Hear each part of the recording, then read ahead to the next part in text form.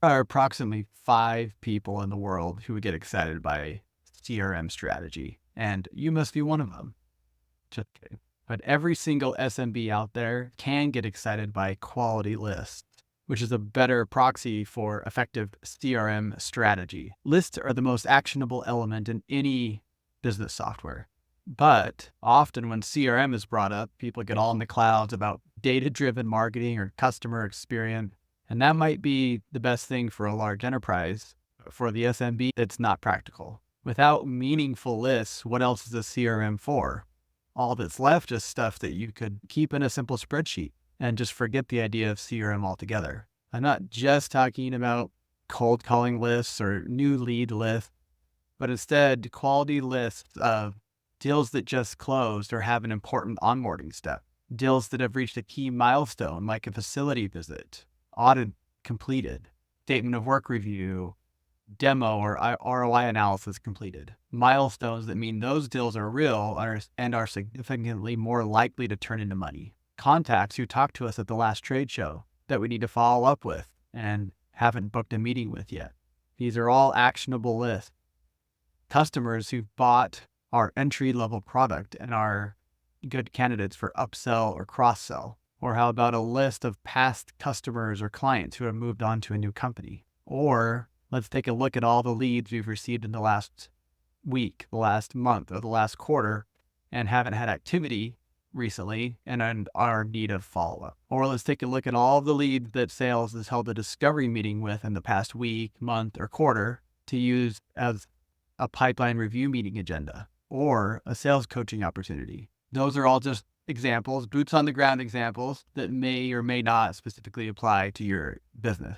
But the principle behind this, or should I say pinnacle of list-based CRM, is when we can string together these lists into a sales workflow process that makes it easy for the sales team to get results. We'll talk more about that in a minute, and I'll give you some examples. But when it comes to customer relationship management, 90% of it comes down to just having quality lists. If you have a meaningful and quality lists, then you can easily build everything else you need in your CRM. And you won't be fighting an uphill adoption battle. By the end of this video, you should have a vision of when we're done building our CRM or sales tech stack, this is what it'll look like. And more specifically, these are the lists we have defined that drive our business forward. And even if some of your stakeholders seem to not care about CRM, they likely do care about revenue and profit. And having quality lists, this is how you can keep your team small but effective and minimize the headache of hiring and training new team members while creating a far less stressful business. And here's the magic. If you know what lists matter most to your business, then you can get your team to love using the CRM because it makes them effective at their job. And when your team actually works out of the CRM instead of it being an afterthought, then your data will be more relevant and more accurate, and then you can create automation that make sense.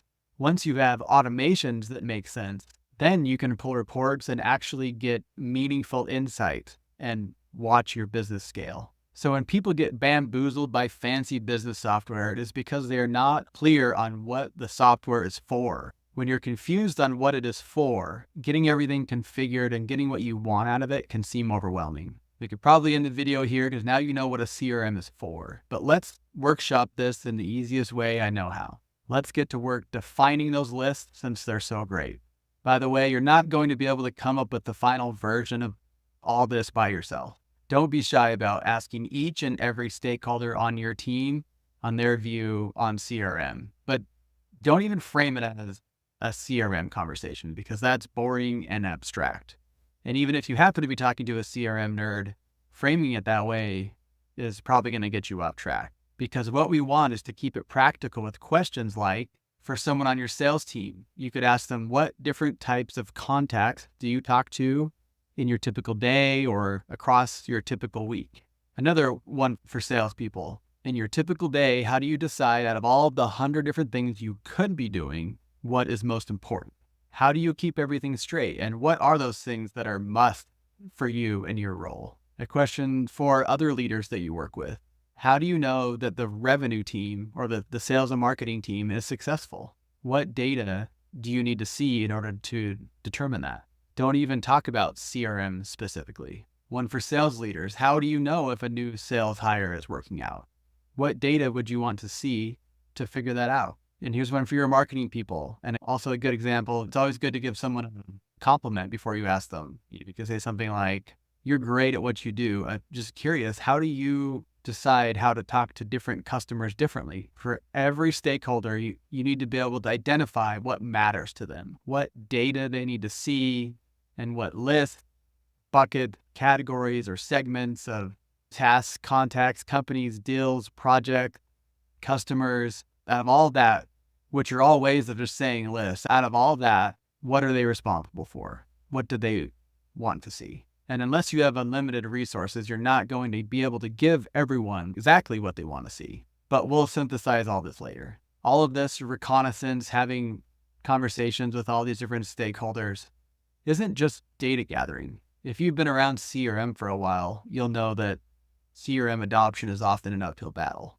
Adoption is easier said than done. As you have these discussions and you listen, it builds buy-in. For CRM to be successful, or any business software, everyone on your team needs to feel a sense of ownership. Whether they are on the revenue or sales generating team or not, they're still likely to be affected by customer relationship management.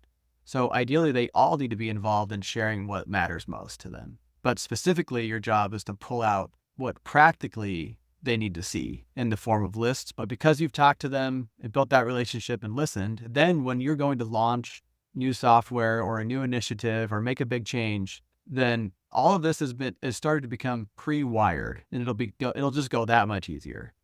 The operational side of CRM, the part where your sales team takes the next most appropriate action for their contacts and deals, most likely to turn into money, is just as much task management and project management as it is persuasion, sales skill, and for some, the gift of the gab, even in the most complex selling environment. As a practical example of what I mean by that, here's a daily sales workflow a B2B sales rep responsible for the full sales cycle might use to keep first things first and to use the CRM to guide them on what to do next. Each of these steps is a list pulled and directly worked from the CRM. So there's no need to remember to put notes in at the end of the day or at the end of the week. There's no need to create so many tasks as well, because the list is the task. The task, or the game at hand, is to get all the items out of the list. Each list has clean edges. So once the next most appropriate action is completed, then the item is automatically removed from the list. For example, once a meeting is booked, then the contact is automatically removed from the book meeting list. Once activity is added to a tier 1 account, then the 30-day time frame auto resets and it's pulled from the list automatically. Or once the deal in the invoice sent list is paid, then it's moved out and removed from that list of deals needing invoice follow-up. Each of these lists can be used like an inbox. And because of that, even your average rep can easily know what is the next most important thing for him or her to work on, even after the afternoon brain fog sets in. They simply know to grab the next item on the top of the inbox, deal with it, and move it along to where it needs to go next. When they're working out of clearly defined lists, they can head down work through each list. This is where the magic happens. Obviously, any business software needs to fit your processes, or if you're not in the US, processes, ensuring it supports your daily operations. And like we've established, you need well-defined lists.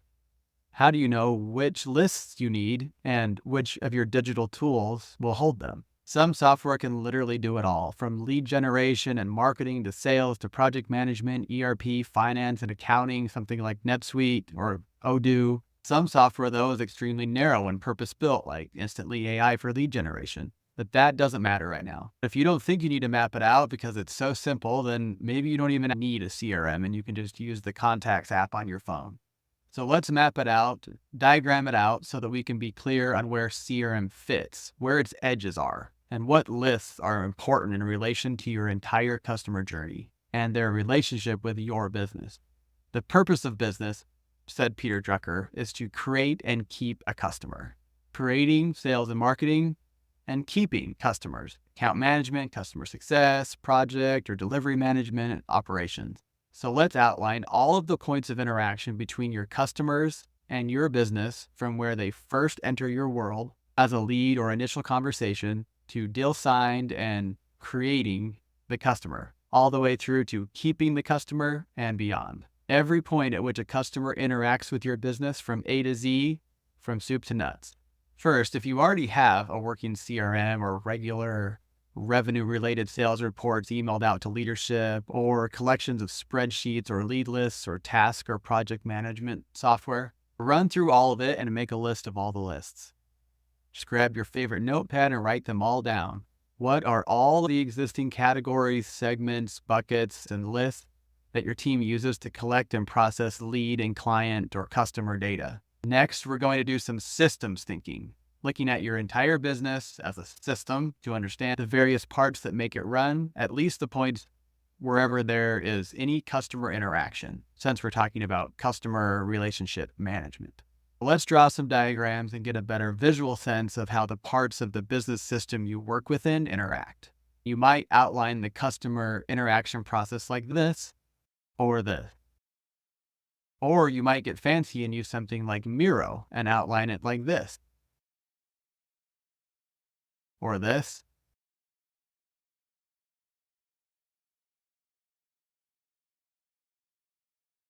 But if you're like most business people I've worked with, spreadsheets die hard, and a good old spreadsheet will get the job done like this.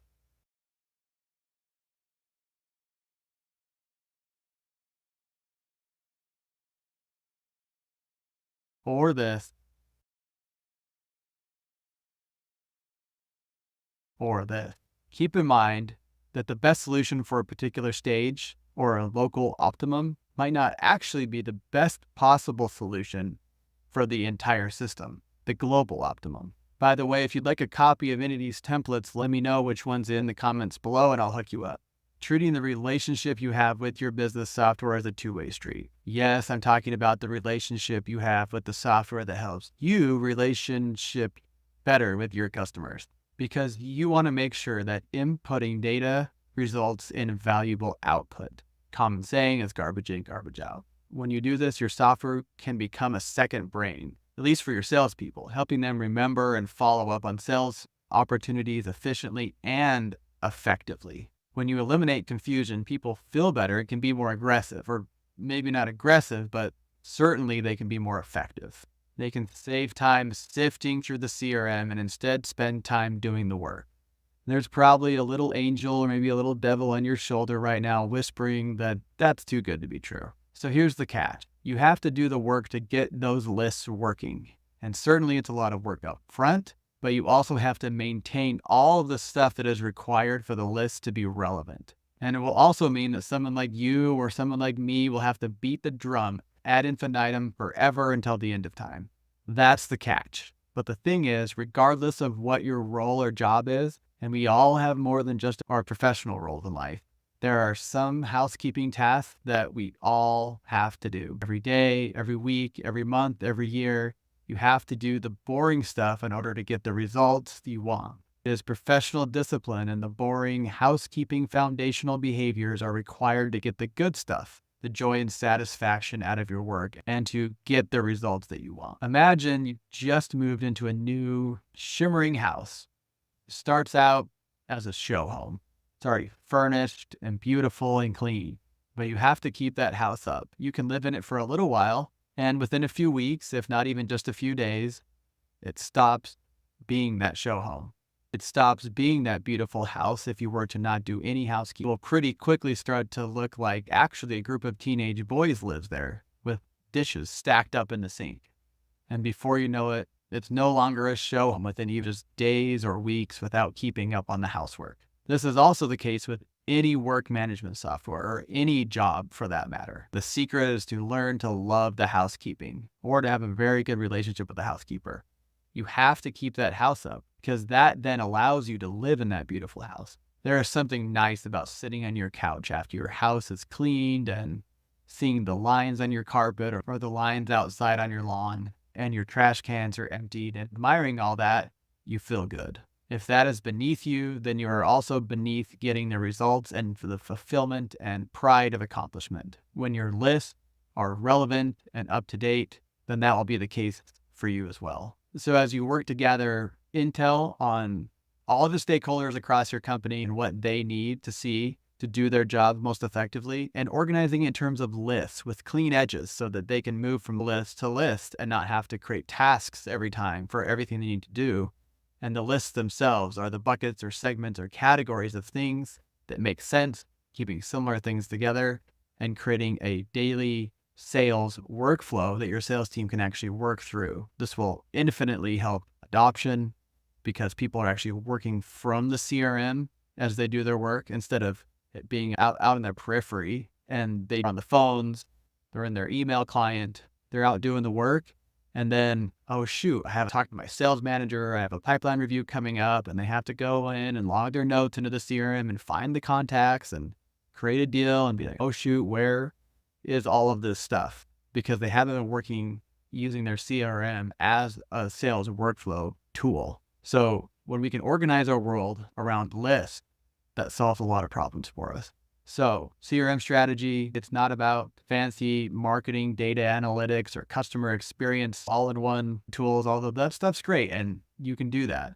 But the foundation of good CRM and a strategy that will actually get you the results you want, especially in B2B, is a list-based CRM.